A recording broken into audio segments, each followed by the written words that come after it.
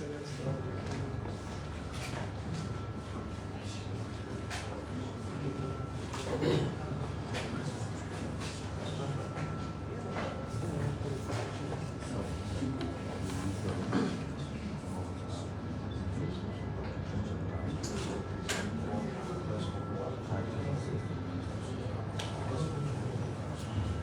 you, Charles. We'd like to thank the management and staff of ELDC or Media Police for coming. Today's press briefing is presided by the Deputy Minister for Press and Public Affairs, Daniel Ote-Sano. And Sano will provide to you what the government is doing.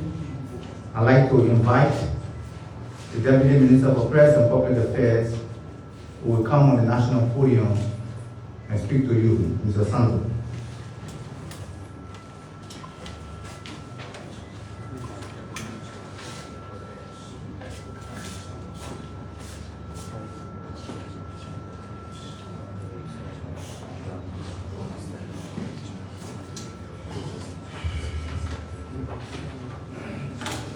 Good afternoon, everybody. We want to welcome all of you, members of the press, to the Ministry of Information, Cultural Affairs and Tourism. We also like to welcome our compatriots who are following via the radio station, community radio stations, being relayed also on state radio, ELDC, and all of your social media platforms. I see your gadgets are well in place. It's a good thing to be back on the national podium. Today we have with us one of the very visible officials of the government. The first year of the government witnessed numerous appearances on the MICAT platform by the Director General of the CSA, now Dr. Josiah Jukai. Mr. Jukai has come to give you an update on some of the workings of the Civil Service Agency. As you may already be aware, there are a couple of investigations that the CSA has conducted. His update here today will form part of some of those, the findings of those investigations.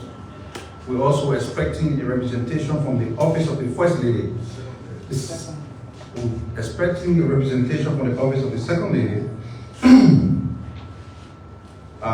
They will come here, and I spoke to the Inspector General of the Police. We are expecting the Deputy Inspector General for Operations, number 2, to also come and make a remark. But before we take the Director General of the CSA, there are a couple of things that we have to speak to as the spoke entity of the government. Let me begin by giving you some of the development news first.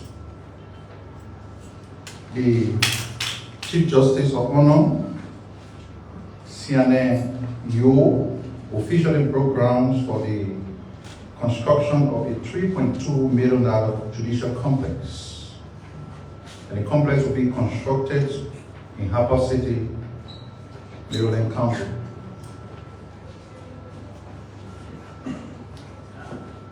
The time frame for the construction of the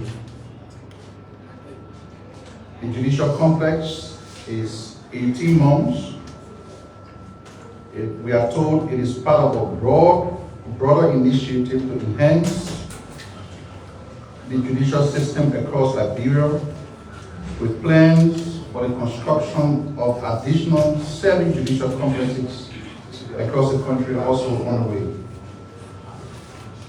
The facility aims to strengthen the judiciary and ensure access to justice for all Liberians, particularly the residents of Liberia County. The local leaders, including the traditional chiefs, expressed gratitude for the project and highlighted its importance to the county. The complex, we are told, will feature quarters for judges and staffs. It will also feature specialized courts, the debt court, revenue court, labor and juvenile courts, and facility like the research center or laboratory. In remarks for honor, the Chief Justice emphasized the necessity of upholding the rule of law, stating that a lack of it leads to societal destruction. The Chief Justice described the project as a realization of a long-held vision for improved judicial infrastructure, stemming from her previous role as president of the Maryland Bar Association.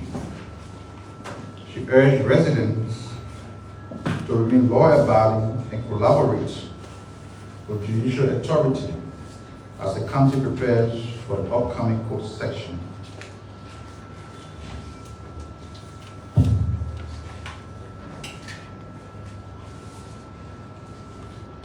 Yesterday, we followed statements emanating from the Coalition for Democratic Change. They accused His Excellency government of undermining democracy and breaching the Liberian Constitution, even though they fell short to state which provision of the Constitution the government or the president has violated. They, among other things, threatened to resist the arrest of individuals believed to be linked to the arson attack on the Capitol. And they also threatened to boycott the president's annual address that is expected to take place on Monday. These allegations are not surprising. It has become habitual that people just spray out anything to the public. But as the government spokeshouse, we have the responsibility to provide clarity on some of these things. And to begin with, one would expect that as the former ruling party, the CDC will be engaged in providing constructive criticism of the policies of the government. Unfortunately, everything we see from them is just threat of instability, protests, and inciting political tension in the country. It is wrong. If a crime was committed, as we all see in the Capitol building incident, the authorities have got the authority to investigate. And that investigation was being done without any hindrance. This morning, the Justice Minister was on the radio. He said those who the investigation have identified as prime suspect will account for their action. And instead of people in the opposition trying to position themselves to support the enforcement of law and order in the country, you are threatening to resist the arrest of those that will be linked to the crime. It is unfortunate, and I really do believe that when it comes to the enforcement of law, we shouldn't stay in the way. Whether you're from the governing party, whether you are from the opposition, because it is only one thing that guarantees our existence as a country and as a democracy. It is the rule of law. So when the police invite somebody and you say the person cannot be arrested, you will resist the arrest. On what grounds? On what grounds? We're all in this country. When the former Chief Justice, Gloria Mususkal, was arrested, handcuffed, and made her a public spectacle because a crime was committed in your house. You think that UP could not issue a statement to resist the arrest? But what sense does it make? If you want to govern a country that is supposed to be presided over by laws, and you issue a court press conference and you're ranting about resisting arrest, on what grounds? To intimidate the security forces? You can't do that. So we applaud the gallant men and women of the armed forces, but the Liberia National Police, for the good work they have done so far. And instead of the CDC even condemning the action of those who went to set ablaze a historical site that is considered the seat of the country's democracy, they called a press conference and indirectly applauded them. That strategy will not work. The country has been through it before. Whenever these group of people find themselves in opposition, they think violence is the way to go. There is an authority in the country. There is a government constituted by the people.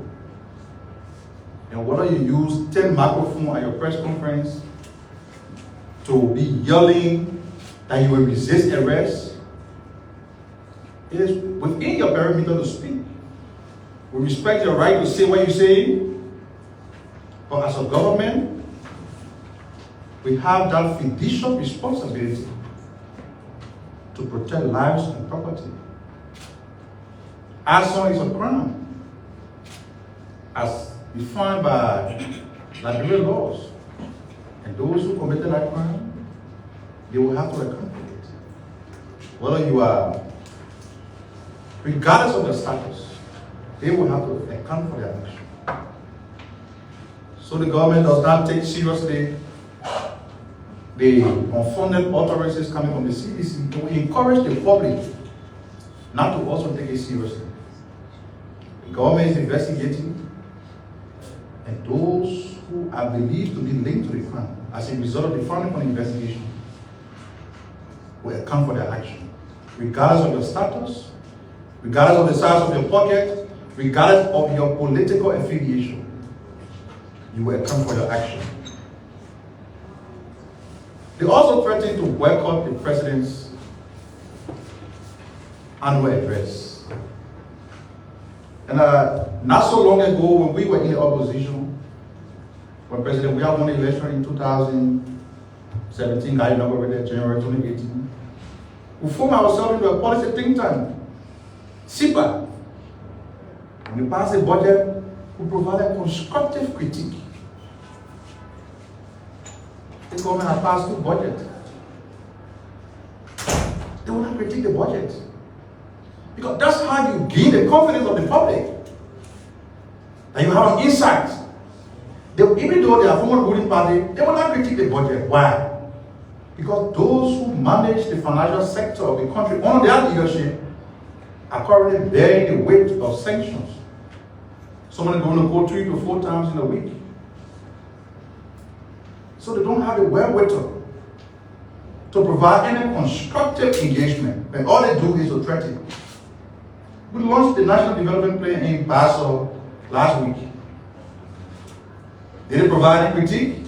No. They are wildly in bankruptcy. All they do is to come on the radio every day, come in the public space, and issue threat of instability and incite political violence. Government issue indictment against people who are believed to have committed crime. The leader say he will resist the arrest, he will resist the indictment, he will resist the prosecution. Somebody go break another building down, the police trying to investigate, you say they will resist, you will resist the arrest. For what? On what grounds are you resisting? Let us give the authority the time to do their work. We can understand that they have struggled unsuccessfully to transform that party into a governance mechanism. They fail, leader after leader they fail. I said, that's the reason why they are in opposition today. We now have that duty as a government to lead the Liberian people. All the development projects you see going across the country. Yesterday, Facebook was flooded with videos, pictures of the road leading from Tapeta to Sanikuri. My friend Benjamin Myers from the Ministry of Public Works towards Central Moreover yesterday, up to Freeport, showcasing some of the intervention the government has made in a very short period.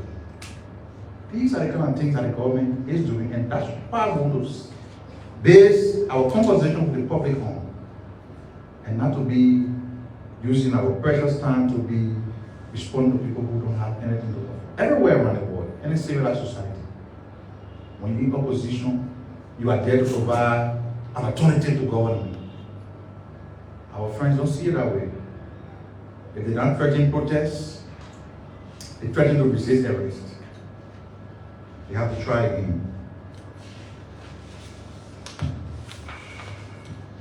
Just lastly, before I invite the Director General of the CSA to the podium, the former senator of Nema County was buried, and there are statements coming from the current senator of Regular County. His outburst, he made some outlandish claims that are funded and very barbaric. Talking about the president, His Excellency President Bouaka, is a founder and member of the Lofa Defense Force. Apparently, Senator Nima is reading history upside down. He needs to realize that the mere existence of perception that the culture of impunity that got him to where he is will give him the audacity to be very defiant and try to malign the impeccable reputation of people who have contributed very meaningfully to society is wrong. The establishment of the War and Economic Crimes Court is beyond any individual. It is in the spirit and intent of ensuring accountability for both the perpetrators and those who bear the greatest responsibilities. For the victims, it's about bringing a closure to that period. It is not about anybody. So if you have your burden that is weighing you down from the role you played in the past, you have to manage yourself in a way and not to go on the radio and make statements and try to cast doubt on the government ability or the president's commitment to supporting the establishment of the War and Economic Crimes Court for that year. It is beyond individual.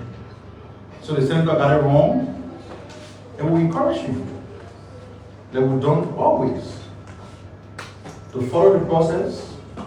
The court will be established. Of course, the office for the establishment of the War and Economic Crimes Court has been established.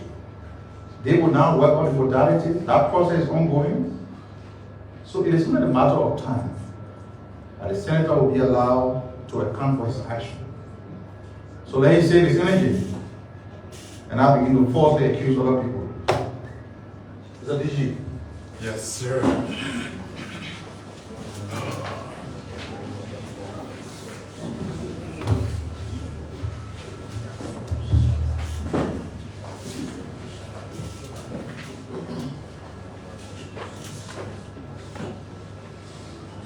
The Honorable Minister Geraldine Matthew Pia and his dynamic MICAT team.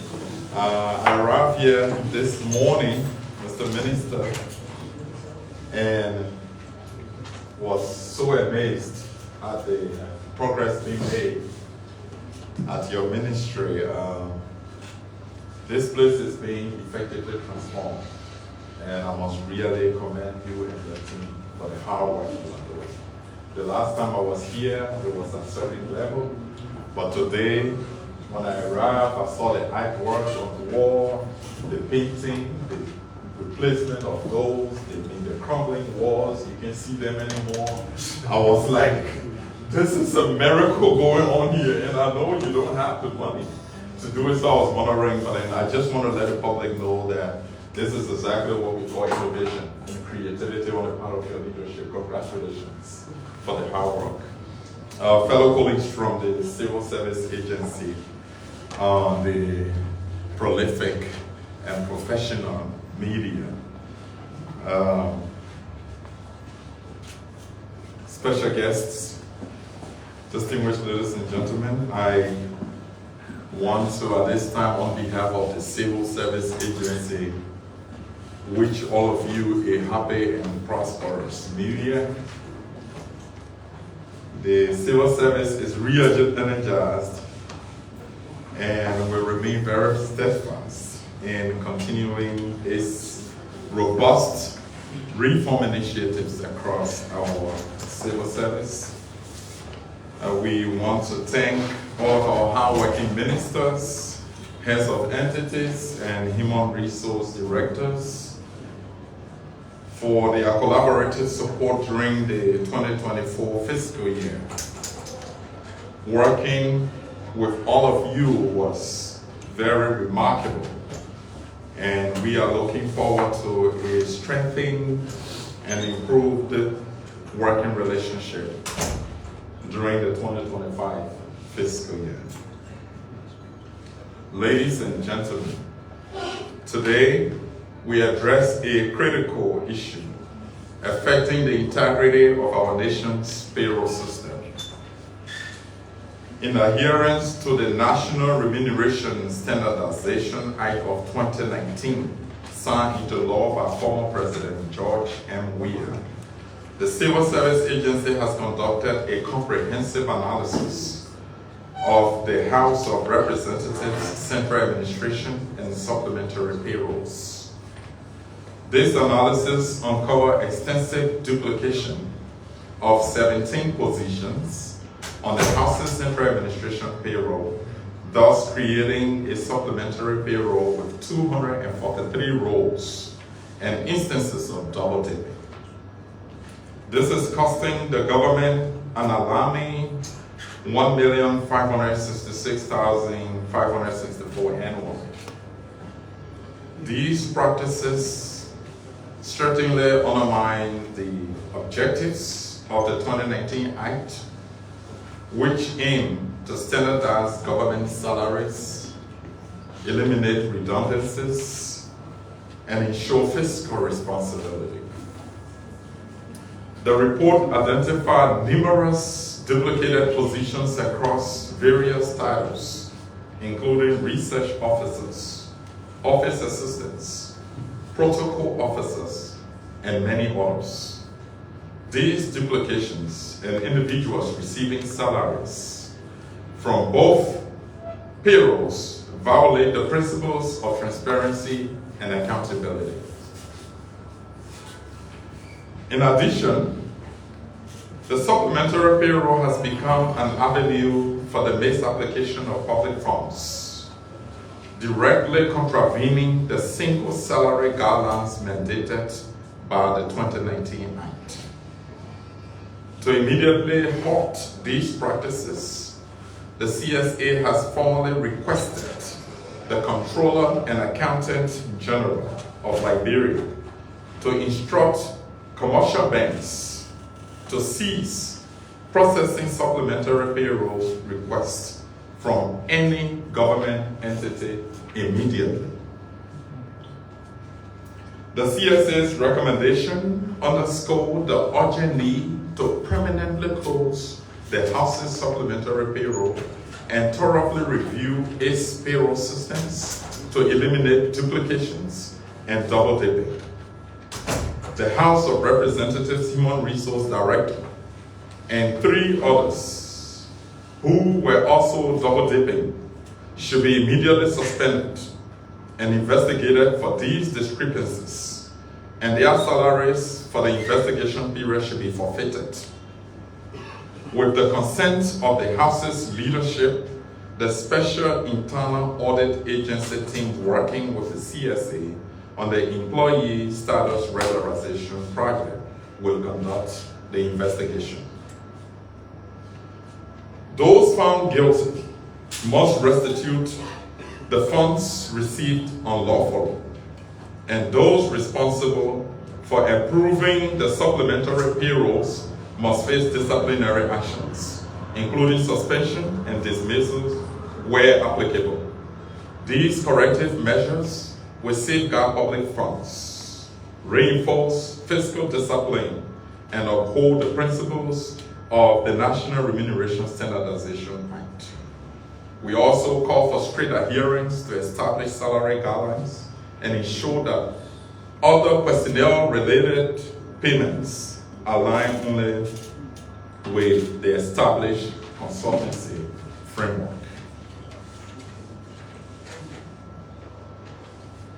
We applaud the courageous steps the current House leadership under Speaker Coon for taking the necessary actions and engaging with this report to immediately rectify these issues. Such leadership demonstrates a commitment to transparency, accountability, and prudent management of public resources. The CSA remains steadfast in its mission to ensure compliance with payroll management policies and enhance governance across the public sector. Distinguished ladies and gentlemen, in August 2024, the Civil Service Agency announced a significant milestone in our efforts to streamline public service and ensure the well-being of our valued workforce.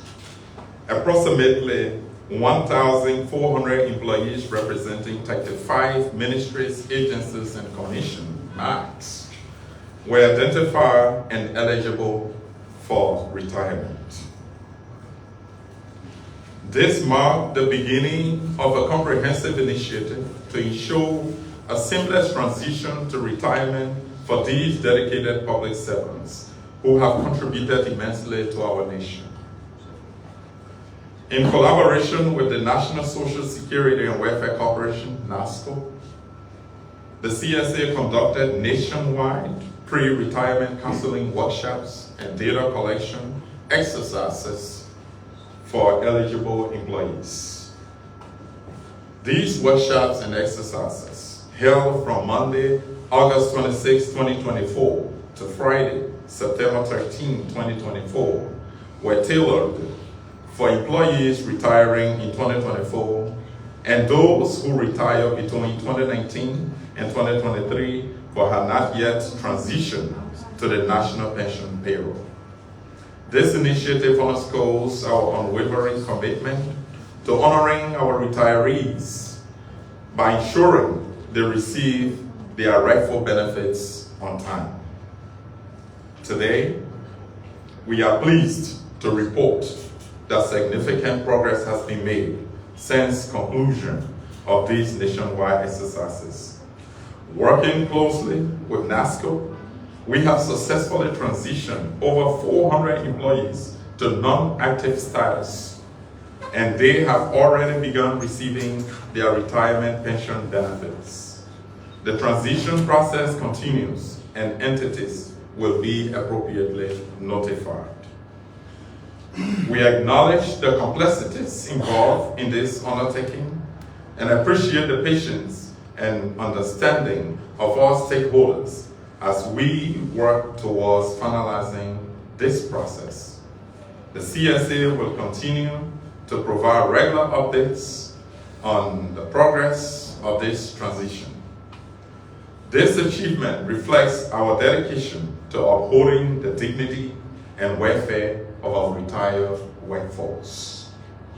We extend our heartfelt gratitude to the dedicated employees who have diligently served our nation, and to the collaborative efforts of NASCO and the Ministry of Finance and Development Planning. Together, we remain committed to ensuring a dignified and smooth retirement transition for all eligible employees. Members of the press, distinguished ladies and gentlemen, the government of Liberia is committed to addressing the salary disparities faced by essential public sector employees, particularly teachers, health workers, security personnel, and agriculture extension workers.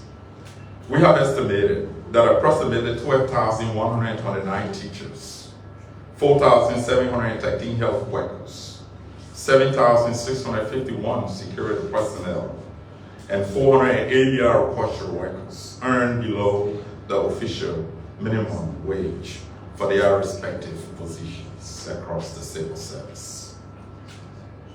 To rectify this situation, the Civil Service Agency, in collaboration with the Ministry of Finance and Development Planning, is undertaking a salary top-up initiative to make annual allocations to bridge these gaps and ensure fair compensation for these vital roles. This structural approach will ensure that the most affected employees receive adequate support tailored to their specific salary needs.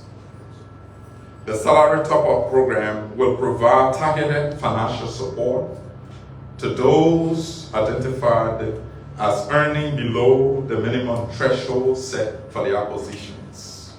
This initiative not only seeks to improve the economic stability of these workers, but also aims to enhance job satisfaction and retention in these critical sectors. By offering additional compensation, the government intends to foster a more motivated workforce, ultimately leading to improved public service delivery in education, healthcare, security, and agriculture. The strategic approach aligns with President Joseph Yuma Boakai's vision of promoting equity within Liberia's civil service. Furthermore, the CSA is committed to monitoring, evaluating the effectiveness of the salary top-up initiative. Regular assessments will be conducted to ensure that the program effectively addresses the needs of the targeted groups and adapts to any changing economic conditions. So by prioritizing fair wages for essential personnel, the government hopes to create a more equitable and productive civil service environment, strengthen public service foundations, and contribute to national development. Thank you.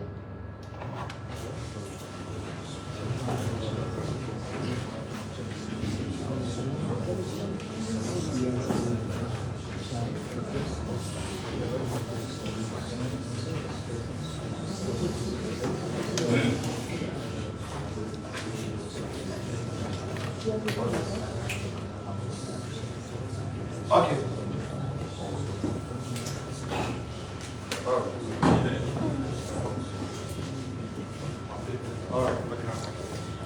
Well, ladies and gentlemen, this is Focus on Liberia Live broadcast.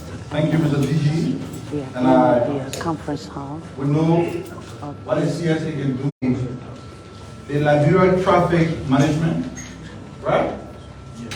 Okay, so before we take the questions, please come.